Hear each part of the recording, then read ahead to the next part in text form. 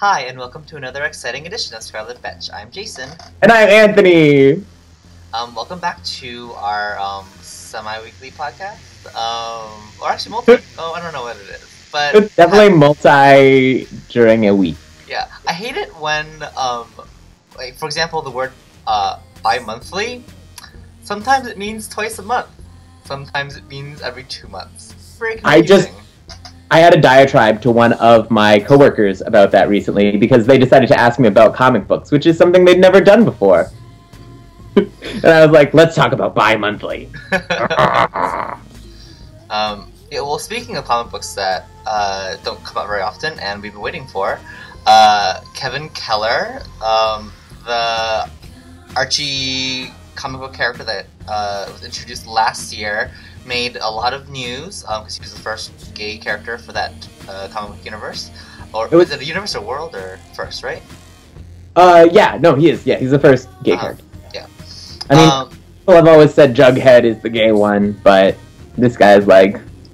Well, I think Jughead is like the gay one by default, just because he doesn't have any female. He's not interested in girls at all. Exactly. So at the same time, I was interested in girls in high school. They make great friends. You're dating your friends. Yay! But yeah, so we were all very excited that Kevin Keller, when he first appeared in Veronica, did very well. Actually, the first issue of his appearance completely sold out. I could not get one for 2 months. It was crazy. I was gonna say, and you said it was last year, but this is Kevin Keller 1 is an imprint on Veronica, and so this is Veronica issue 207. Okay. And he debuted in 202, right? So that's just 5 months ago. I mean, it was last year though. It was? Okay. No. I think it was. I'm pretty sure it was last year because Veronica doesn't come out every month or every week. I don't know. I'm pretty sure it doesn't come out every week. Because there are a lot of Archie different. Yeah, because there are many Archie.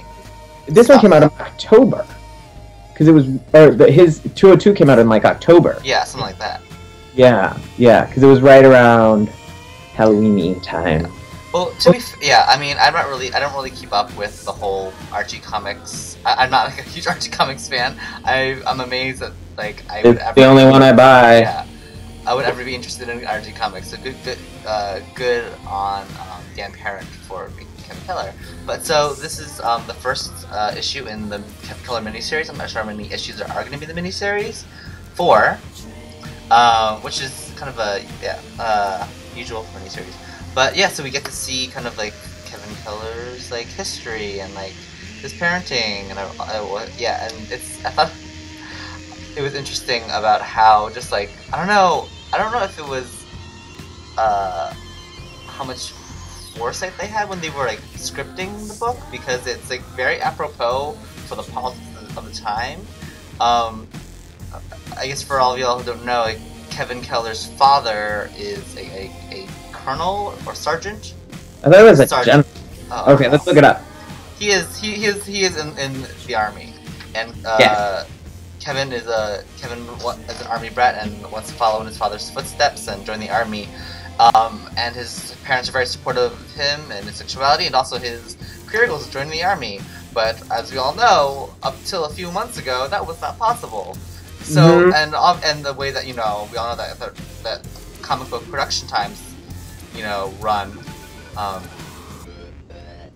Stuff gets scripted much earlier than when we see it on the table. So I wonder how much this was when it was written. It was meant to be this really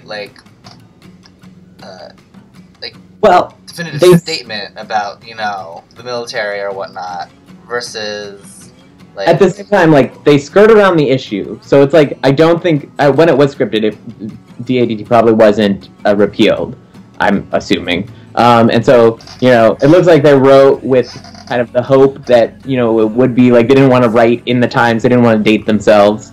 But at the same time, yeah, they are emphasizing, and I think it's still relevant that, I mean, there is some Arkansas Family Association guy who said today that the gays are going to want Don't Ask, Don't Tell back. because no one's going to join the army because there's gross gays in there, and then they're going to institute a draft, and then the gays are going to be like, we don't want to go to war. Blah. No. You don't need a Don't Ask, Don't Tell for that. You just go to Canada. It's easy. Right? Exactly. But yeah, so that was very interesting. I also thought it was really hilarious how how on message it was very clear that somebody went on to some GLAD, for example, or service members legal defense whatever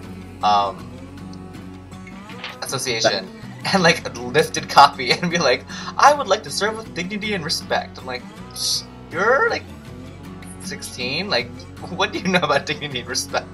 But granted, this is the Archie universe, so I was gonna say, this is not the subtle play of Sandman, okay? But yeah, they barked in this comic, you guys. Yeah. There's vomit. So that's funny. But there was some maybe not intrigue, but I knew that from our last kind of his last appearance in Veronica, he was texting some guy William or whatever. Right. Everyone were like, oh, is William his boyfriend? And we were all excited, but then William, or what's his face, makes an appearance in this. Oh, is that his friend? His friend, yeah. Okay, yeah. Yeah. And there was an interview with Dan Parent on some website, probably a homo one, maybe a comic one, probably a homo one. And they asked, is he going to get a boyfriend? And Dan Parent said that Wendy's going to mention it, that he had one, but that there's no plans for a boyfriend in this stuff. And the next issue looks like it's going to deal more with his relationship with his father, which I think is awesome. Yeah, no, I think that's really, really great, especially considering the target audience. I think it would be a little, not difficult to do a gay romance for this Kevin Keller miniseries, but then you kind of skirt on the whole issues of what's appropriate, what's inappropriate, and I think there are a lot of avenues in kind of gay youth that can and should be explored before needing to enter romance. Oh, yeah. If you're just coming out and you're 10 years old, then you probably want to know about. I think it's more important to establish good family structures, so you don't get kicked out or run away or that kind of stuff. So exactly, and I mean, with the whole dating thing, I do feel Archie Comics, they have years and years of defining what romance is like for Archie characters, and so they'll just do exactly the same thing. They'll just copy paste. If they accidentally call one of them Chuck and the other one, I forget what Chuck's girlfriend's name is, then you'll be like, oh. I just think it's really adorable how Veronica still is obviously has a crush on him, and won't give up about it. Veronica, get over yourself. But he's so pretty. He is pretty. I really liked his the flashback to his middle school days with his crazy hair and his braces and his pimply face. I'm oh. Right? I was like, oh, some of us are still there. But I love his friend Wendy. I mean, she gets all the kind of the spotlight, her relationship with Kevin this issue, that and his father. But yeah, she seems pretty cool. I want to know what she does, what makes her tick. Does she want to be a army journalist too, or? I also didn't realize the army had. I mean, I know that they embed journalists into their core, but didn't realize that one could join the army and also be a journalist for the army. I don't think that it actually exists. I don't think there's a JAG for the army, but I'm pretty sure this is what we call an Archie retcon. I want to be a fighting journalist. I ask questions with my fists. Awesome. Well, speaking of retcons or retcons to be, I picked up Birds of Prey. Okay. So Birds of I guess it also segues into, we can talk about this later, but I hope all of you know right now about the DC Universe relaunch, reboot, DCNU. I don't know really the DCNU. Is it DC New Universe or DC? Okay. I assume. I never understood why it's little and because it's like parenthetical, like it's the DCU, but it's new. Yeah. Okay, whatever. But Birds of Prey. The only reason I really picked it up was to get a last glimpse of Oracle as Oracle and not as Batgirl and still in a wheelchair and still being an empowered, kind of differently abled person or disabled person, whichever you prefer. I know that there's a lot of politics around nomenclature for that identity. Yeah, they're fighting Ragdoll.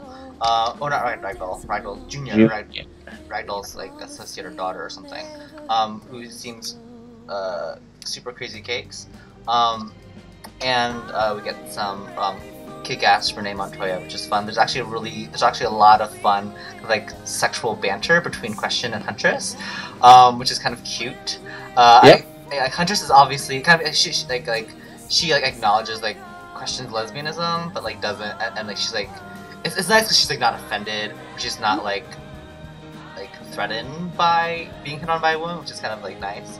Yeah, really makes it fun for everyone. Yeah. I mean, we know that Renee Montoya likes the Bat family, right? Also, she's the Bat's Catwoman. But she also, it's also nice to see kind of Renee being more, I don't know, like sexually or romantically kind of like aggressive, because like I think in what we saw of Kat Kane's relationship with her, Kat was kind of the aggressor. Really? I'm not sure. Because I thought it was who gave who their number.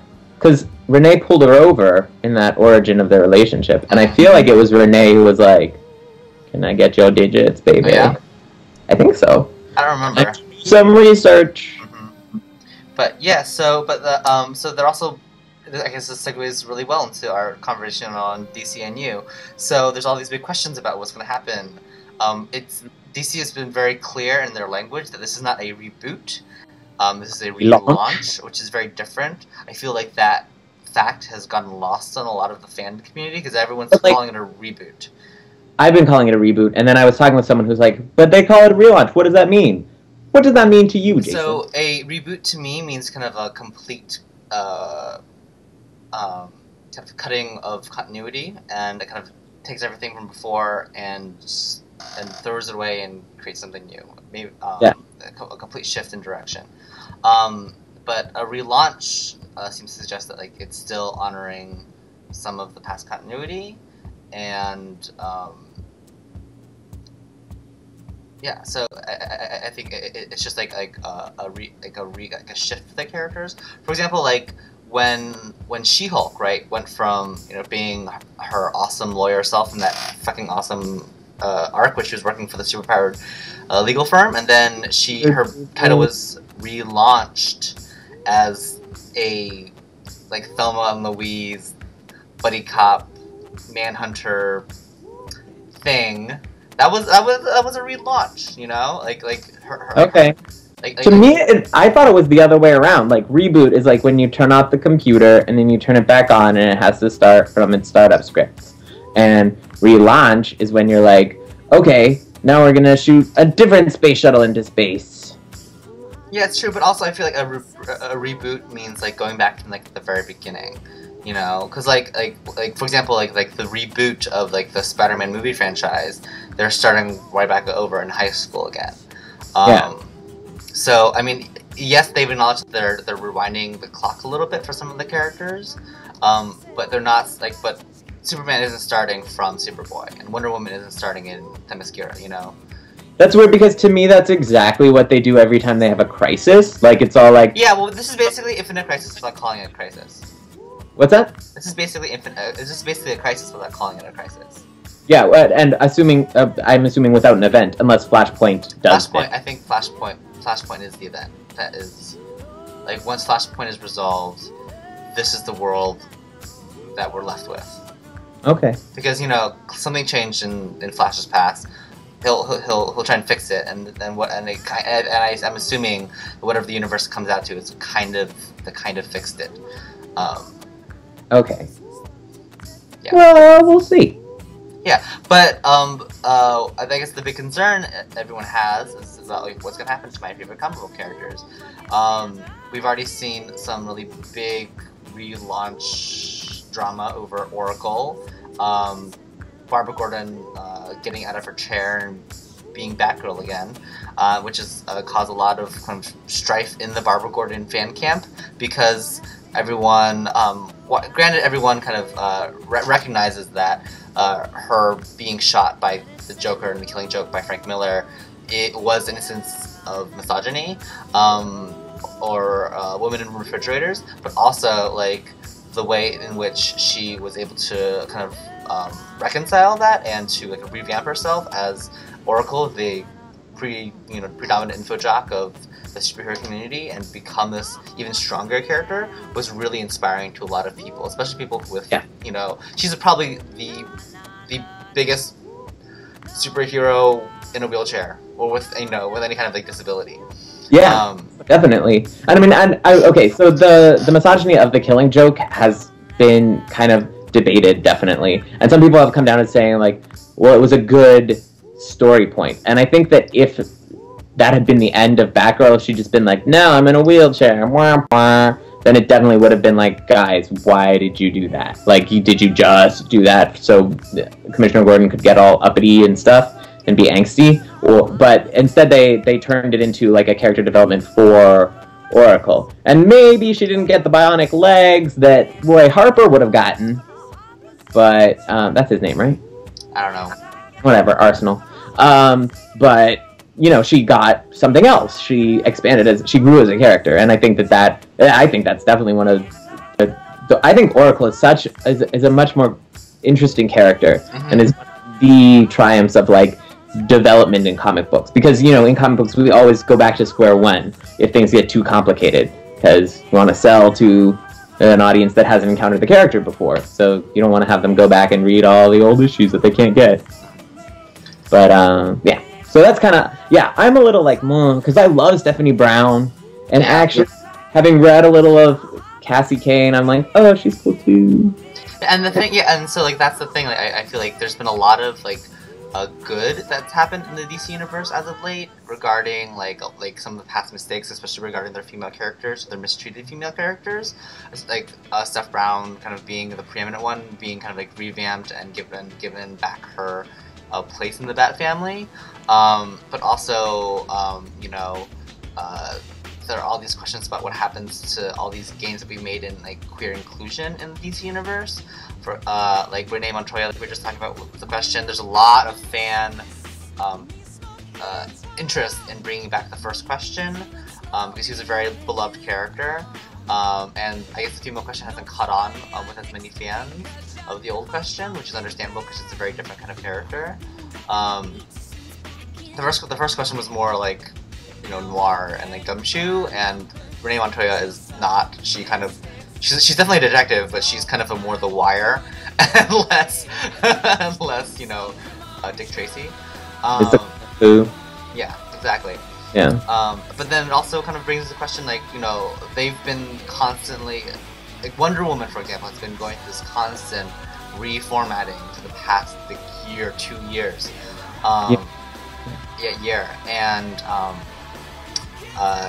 And so like the status of what the really, really kind of queer launch pad that Gail Simone set up in her run, where she effectively made Themyscira functionally lesbian, culturally, because it's an island full of ladies, and there are romances on the island of Themyscira, so they have to be lady romances. And then also the introduction of Achilles Warkiller, which was one of my favorite characters from her run, because he's super hot and has a super skanky outfit. But yeah, so he's like another big kind of queer character that she introduced, and there's a big question about what's gonna happen to him.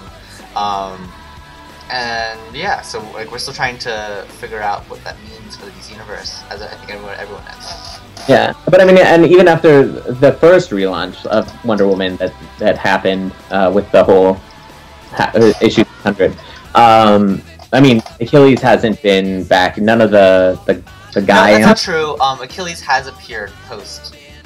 He was in The Outsiders for like a few issues. Oh, okay, but not as a main character. Not in the Wonder Woman book. Not in the Wonder Woman book. No. Okay, yeah. So, because that's the thing, like in the Wonder Woman book, and I think they alluded to some lesbian relationships in the Amazons, right? When her trainer died, I thought they mentioned something, but I think so. could be wrong. That was like half a year ago. Yeah, but I'm definitely waiting for. I mean, they have to. So many of the lesbian characters, looking up old LGBT characters in the DCU, are Amazons. So I'm pretty sure they're going to get around to it. You know, if they haven't, either new Amazon characters or bringing back Grace or Thunder or something. And yeah. Also, speaking of Wonder Woman, DC announced like their lineup of like teen superheroes, and the new kind of a Young Justice or whatever it's called. Teen Titans? No, I think it's not called Teen Titans. It's called like Next Generation or something. Is it? It's not called Teen Titans. I remember that. I thought it was. I wrote it down on my books I want as Teen Titans. I'm not a big fan of the new Donna Troy like design or like history. The new. Well, is there a Donna Troy? Well, Wonder Girl. Yeah, but Wonder Girl is the Cassie character. No, but if you, the characters, if you look at the cover, it's not Cass. It's Donna Troy. She's not blonde and with run around with a red shirt. It's a dark-haired girl with a red cosmic leotard jumpsuit. It's the one with like the red lasso? Yeah. That's standing next to the super hot Connor? Yeah, I mean, I think it looks. I think he's super hot. But yeah, that's. I feel like it's definitely Donna Troy because she has like black hair and everything like that, and her sparkly costume. Cass has a much more kind of like regular costume. She doesn't have the whole cosmos in my bosom situation going on. I am looking up the picture. Okay. News around. Do you have what I want? Teen Heroes. Here we go.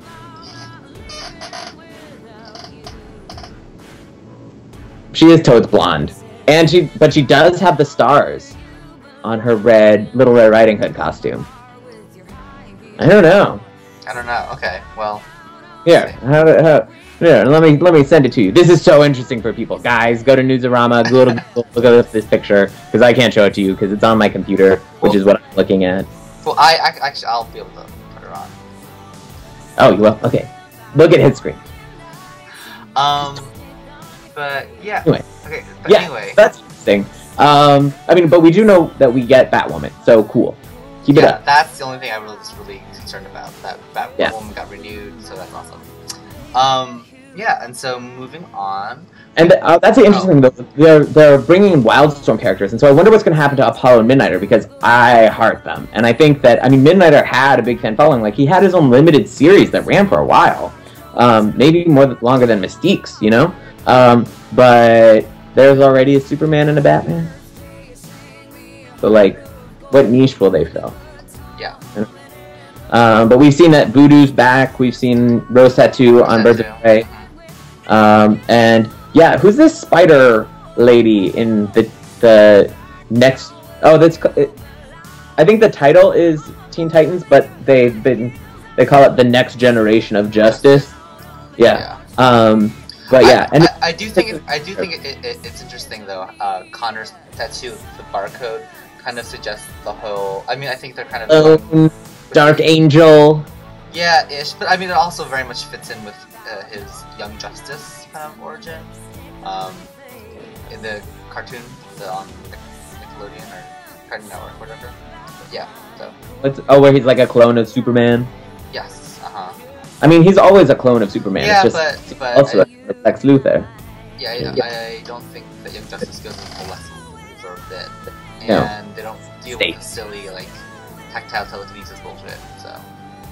I love the tactile telekinesis. And I like it too, but it just gets a little complicated for 10-year-olds. Yeah, it definitely does. That's why I was so upset when I watched the show, and I was like, he doesn't have tactile telekinesis, but that's the most awesome part. I didn't mind because all the boys are really cute. And it's just a big sausage fest. There are so many boys. Like, we're gonna wait half a season before we introduce that other female character that we've been teasing. Yeah, and I also like how like in like half the episodes Connor just doesn't wear any clothes. What? Yeah. I've been watching the show enough. Like the first episode that he's in, like he like his costume gets blown apart, and then like at several points in other episodes. Gen 13 him? That's awesome. I've been such a proponent of that for all characters. Guys, let's not beat around the bush. What did we come to comic books for? Okay, right? Equal opportunity. Yeah. We're cool. We're cool. But moving on, X-Men Legacy came out this week. Yes, it did. And in a big giant size. Yeah. Which is great. What did you think? What? I was surprised by like the short story kind of aspect of it. Oh, right. So it's like 3 stories. So there's like the first story, which is like a proper issue, and then there's like the short story dealing only with the space plot, and then there's the backup issue that is older than I am. And they're gonna do the next issue in New Mutants 28. And I'm excited. I just skimmed that one because the art is like what, and the coloring is like the art is really painful. Like, and I mean, like, my hat off to all you like comic book fans during the 80s, because it's just like I just did not know how to read any of that. I was like, what is going on? Yeah, it just made my brain hurt. Like when suddenly it was a peach tile that took up half the page, and I was like, what happened? There's nothing on this page, and yet I don't understand it. Exactly. But yeah, but regarding like the proper kind of like section, the first story, I am liking Legion. I'm liking a Sane Legion a lot more and more. I think the relationship between Charles and his son is interesting. I think it rehabilitates the character a lot for me in my eyes, because I'm like, wow, Charles, you're not an ass all the time. Congratulations. Well, to be fair, I think he is an ass all the time, but sometimes people love him even despite it. Okay. And it's nice to see him through their eyes. Mm-hmm. Him and Dr. Nemesis teaming up, I'm like, that can't be good. No.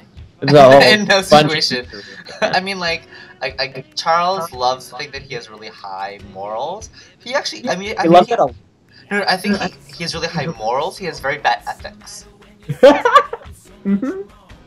I concur. But yeah, so like it's we get more Frenzy, which is always fun, in her new costume and her new kind of drive for heroism, which is great.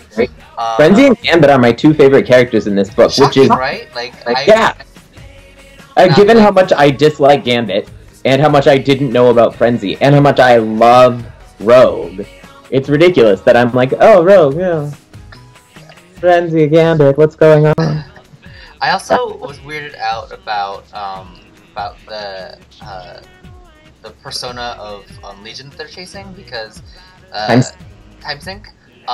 Because I guess he can push things into the past and push things into the future and also freeze things in time, which just makes my brain hurt a little bit. I mean, yes, this Legion is one of those characters that people never write about because he can do everything. It's like when they made Layla Miller, and like, what can she do? Oh, whatever the plot needs. Mm-hmm. Okay, give her to someone who can actually write. Also, Mike Carey is my boyfriend. I feel like I need to say that disclaimer. Like, he's actually not a lie. We're in love, totally. So you can't do anything wrong in my eyes. What also confused me was that when Rogue touched Legion and was like searching through his brain and everything, that confused me, because I was like, wait, why aren't you absorbing all these personas? Well, it's supposed to. I think it's supposed to indicate that she has like control, yeah, of her power now, which is nice. Because people have been trying to like advance her control of her power for years, and and I think this is it's nice to just be like, yeah, she can control it now. She doesn't have crazy all the powers she ever absorbed. Thanks, Chris Claremont. That didn't make her impossible to write, just like Safeguard. and like Maybe lifeguard. Lifesaver, yeah, lifeguard. Whatever. No, she's not a fun fruity candy you can put in your mouth. Whatever. I think she's only good when she's fun and fruity. But yes, so after that, we've got a story about Revenant, which I barely read because I could care less about Rachel Summers. I like it! It's all about her relationship with her dad! At least the part I like. But see, okay, so the weird thing about that whole shtick is that, like, that's not your dad. It's a dad from a different alternate universe who's really young, who's about your age. So, not really your dad, okay? But I mean, there's gotta be that kind of little connection, right? You have to, like, there's pheromones and body language and things, you know, basic personality traits that you recognize. Like, I think a family bond. I think, especially given in a comic book setting, in a comic book world, where there's an infinite number of alternate realities, I don't think you should make it your policy to have filial responsibility of all of the alternate timeline babies you have, because then like there's alternate timeline parents, childcare payments to be paid. Just saying. I'm just saying that, like, when you go meet your birth parents, isn't there generally like some connection that you have that's like, this is different? I don't know. I think it makes sense. And I think it's cute. And I think that what it does is make me actually like Rachel. So I'm not going to fight it. Okay, fine. Fair enough. Yeah, and especially because they're going to bring her back. So I'm like, well, I guess I better accept it. Yeah. I liked it when she was lost in space. I guess the positive is we're getting Havoc back. I always liked him. I always like him more than Scott. I feel like just he has less like baggage than Scott does. They worked so hard to give him so much baggage. Like, all his stories are like, how can we ratchet up the angst on Havoc because he's so boring? I'm like, you need to return him to the role he filled in the story where you introduced him, which is being constantly naked. Exactly, that's why I liked him.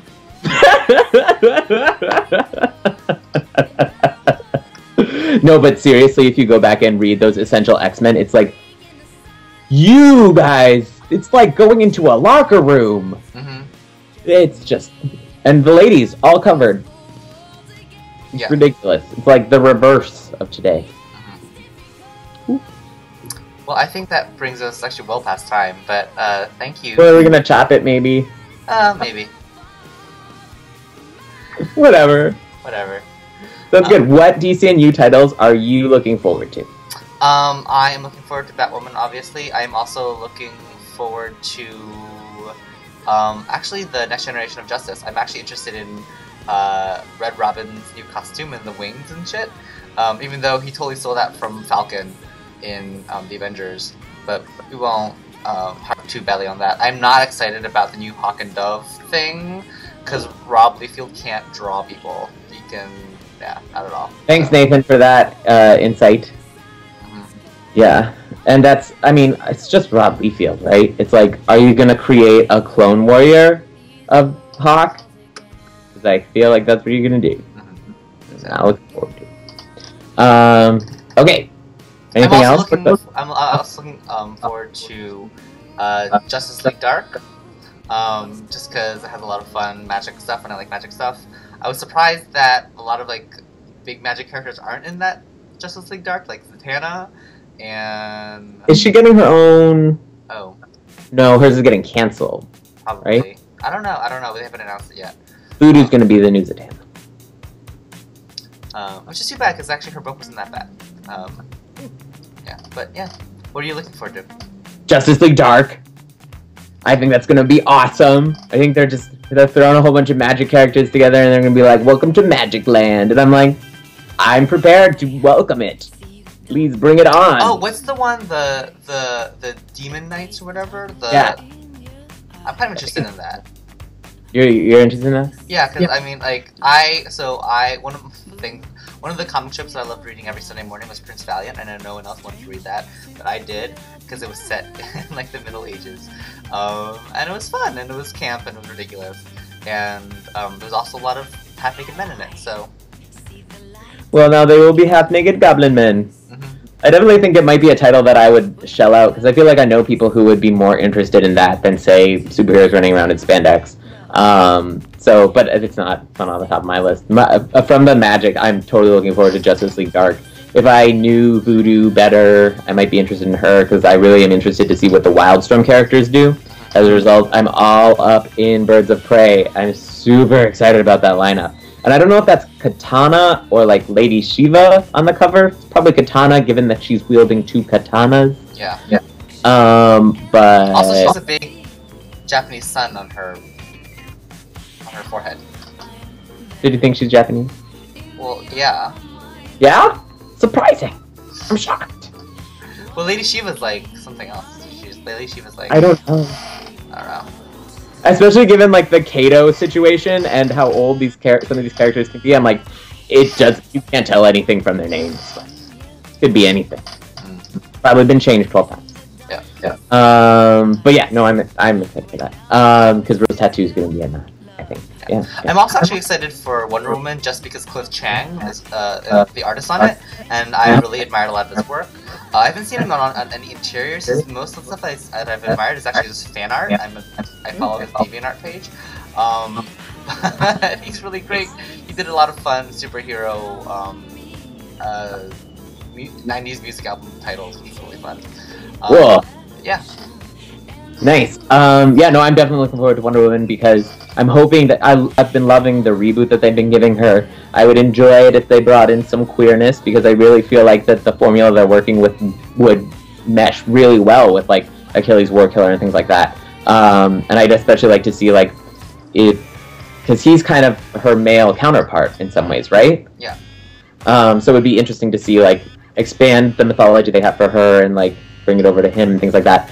And I really think her gritty, realistic formula would work well with, politics.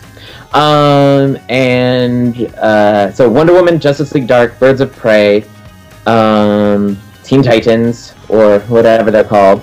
The Legion, because you said that so-and-so was talking about how they're not... Yeah. They're not. That's one of the ones that's not going to change as much, and Dragonwing is on the cover of issue number 1. So I'm hoping that Gravity Kid makes the jump. Dragonwing. Speaking of 80s comic book characters, because she just looks like she came out of the 80s, like totally. With her hair and everything. It's like whoa, like David Bowie much. Mm-hmm. No, she's definitely David Bowie who can spit acid. Fine with me. Okay.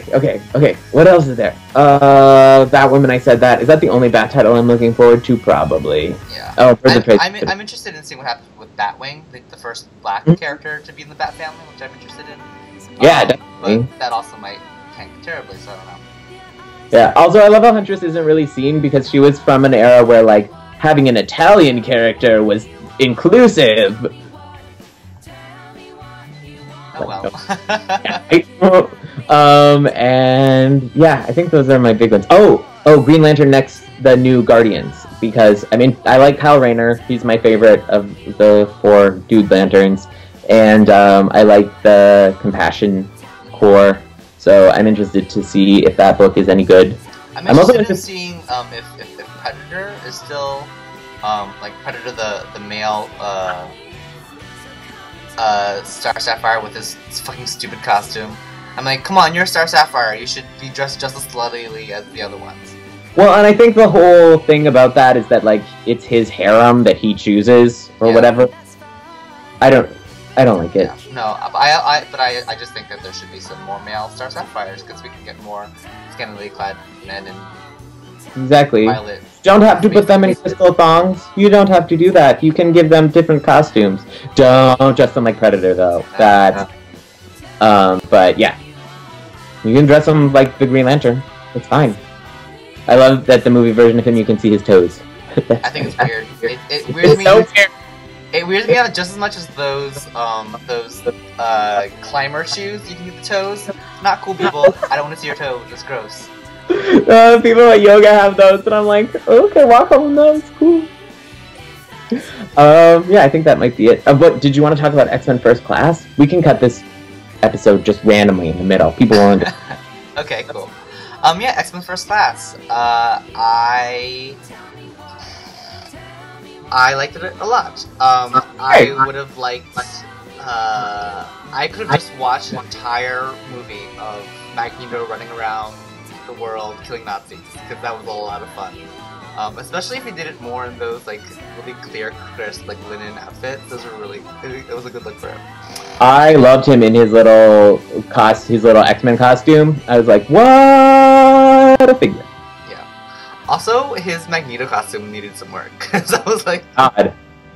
In order to make the villain, we're going to dress you in a shapeless jacket. Yeah. And like, clearly, I decided to put devil horns on my helmet that I painted purple. Clearly, he is the master of magnetism and not the master of sewing because that. Yeah. But things I did love, I loved the cameos. I loved the Wolverine cameo, and I loved the Rebecca Romijn cameo because that was funny. I sorely missed Rebecca Romijn in this film, even though I think that the new I don't even know her name, but the new younger Mystique actually did a pretty good job. I was very interested in what. Oh, I was gonna say of the lady actors, I think she did. She's been getting the best accolades. I also thought Angel was good for the little she had, and I thought Moira was completely robbed. And January Jones, I was like, I feel like you did exactly what they asked of you, but I don't think that Emma Frost is a stone-faced person. Yeah, no, which is a little unfortunate. I thought that Emma could have been much more interesting, but I understand that that they can only write so much. So I'm hoping that she'll get more playtime in subsequent issues. Right. I want X-Men Second Class, and I want it to start with Darwin reforming because that was just BS. Yeah. Okay. Also, can we just talk about how A, you killed your one black character, 2, you made your one Latina character evil, and then like. Oh no! Let's talk about how every woman is evil or useless. Yeah. Because Moira, yes, you are the exception because we mind wiped you. Yeah. Yeah. And you also put the male lead in a wheelchair. Congratulations. She didn't do that. That was Magneto. It has to be Magneto to make the story work. It has to be. Come on. Yeah. Should have deflected it better. Yeah, but they also took away Moira's Irishness. Was that really necessary? I mean, she could have still been like Irish and like an agent, but whatever. I was gonna say her name is Moira McTaggart. I don't think you could take ethnicity. Yeah, but she was like I mean, they always write her with a really severe Irish accent and like in the comics and everything. And every time she shows up in like TV shows or whatnot, she's always I'm Irish lass, but yeah. I mean, they definitely still had Banshee, who was definitely super Irish. I mean, he didn't even have an accent, but no, he didn't. He was just red-haired and Banshee. I mean, like, we get it. You're from the Emerald Isle. Noted. Yeah, they're both their inclusion. I was like, oh, so many Irish characters. Cool. Although I did think that, I thought that Havoc, the way that they animated Havoc's powers was weird. You know, that was weird? Yeah. I thought it was cool. I thought it tied better to Cyclops' powers. Yeah, I guess so. It also, I'm not really intimidated by superpowered hula hoops. It's true, but they make everything catch on fire. I guess so. They sliced that statue up pretty well. Yeah, I don't know. I was fine with Havoc. I was like, he needs to get Gen 13 there. He was I loved it. He did a little. He got his little Power Boy shirt. I was like, next time make it a little lower. Yeah, and also like work on that man cleavage, because you got that, that big space right there. You could have had something to show. Totally. X-Men Second Class. Make it happen. Nicholas Hoult was dreamy. He was dreamy. I'm glad that he's getting work. I'm honestly glad. Like, no, I mean that's true. I mean, every time he gets the project, all the gays are like, "Yay!" But I just like it because he's not like. I mean, his face isn't like oh, he's like a dreamboat. He's kind of like funny looking, but he like has a good. But in a dreamy way. Yeah, in a dreamy way, totally. But like, I just like I'm glad when that happens in Hollywood. Yeah, definitely. Yeah, no, and he's super cool. Yeah. I just wonder when Azazel and Mystique are gonna bump nasties because we gotta get some Nightcrawler, right? Well, but that's the thing, because they showed Baby Storm and Baby Cyclops when they did the big search. Oh, they did? I didn't see Storm or Cyclops. Yes, Storm was the little black girl with white hair talking to the doctor, and I assume Cyclops was the kid with the sunglasses on who was bouncing a basketball. Because I totally did not even register any of that. Yeah, it was right before they transitioned to Angel, I think. Okay. Yeah, I mean it was like one scene. Yeah, and he would be about the same age, so he would have already been born, right? Well, we don't know what age Nightcrawler was. He was. But it's true. I mean, and if his mom's Mystique, he's not going to age faster. You never know. Never know these things. But anyway, yeah. So yeah, I guess that's going to happen. But hey, whatever. I'll accept her for who she is. She just wants to learn Russian. I don't know. I was also freaked out about preteen Mystique nakedness. I was like, oh, I'm not sure I'm comfortable with the situation. She could have been wearing clothes, but in my mind, they didn't hook up. I mean, no. I mean, it's just like there's like a 12-year-old girl in scales and nothing. Oh, in the opening scene with the fridge. Yeah. Oh, okay. I was thinking about when she was an adult. Oh, yeah. Yeah, I mean, yeah, that was a little weird, but babies are. I don't know. It was weird. You're right. But all in all, great job. Can't wait to see what happens next. Yeah. Exactly. No, I definitely think it was a return to making good movies as opposed to crap movies, and I think that there were maybe some missteps, in terms of crafting it. But I do I read a bad review because so many of them have been overwhelmingly positive. But I read one bad review that was like, there are so many plots, blah blah blah, and I was like, no, they reasonably kept the amount of characters to a minimum, and they only focused on a few, and we didn't get really any Havoc development, we didn't really get, but I thought it was fine, and especially if they're going to make a sequel, you can please explore the characters you have, don't necessarily bring in a billion others, like you did in Last Stand, which was bad. But yeah, I'm very excited. Also, Hank McCoy, have you ever heard of something called the scientific procedure or whatever? Because you should have tested it on something instead of just right. It's good job. Yeah, I mean, yeah. At the same time, that's what he did in the comic book. Mm-hmm. Good job. Yeah, but I guess he's Blue and Furry. I definitely would enjoy Beast getting rebooted to Fleshy, which I know they do every once in a while, and they always make him Blue and Furry again. But he's so hard to write. Mm-hmm. Yeah, but I feel like the relationship he had with Mystique in this movie is awesome, and they got that. He always has such weird girlfriends. He does have weird girlfriends, yeah. Was the best. I mean, she was the longest lasting, even though she was on and off again. But I need to go read some of those issues. I just accepted that it was a good relationship because it happened in the past. Yeah, I kept on waiting for Lady Gaga's Born This Way to come on because that's right. Am I right? Yeah. Proud. That was a little bit ham-fisted. I was like, oh, I think we picked up on that. We were talking about how we were all born this way because we're mutants. Yeah. That we got that.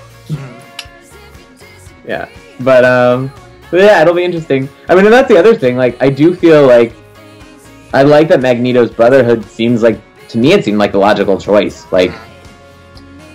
But maybe that's just because I'm a supervillain. Yeah. Although I continue to not really understand how Angel is a very viable superhero or supervillain. I don't know. It's just you got wings, you spit acid. I could still mow you down with the machine gun. Yeah, exactly. No, I mean, she's kind of... I don't know. I always thought she was a really interesting character in when... Run? Yeah. Yeah, exactly. And so... when I heard she was in the movie, I was like, awesome. And then I thought she was only gonna be a cameo, and I was like, that's stupid. And then she was a character that they gave a storyline to, even if it was turned villainous. It was a storyline that they gave to every woman in that movie. So I guess equal opportunity. Oh. But yeah, no, I like her, and I hope that she gets more story in the next movie. Guys, I'm hoping there's a next movie. I don't know if to take that. I'm pretty sure there will be. No Deadpool, please. Please, thank God. But yeah, so thanks for tuning in. Yeah, check back next week for another great issue.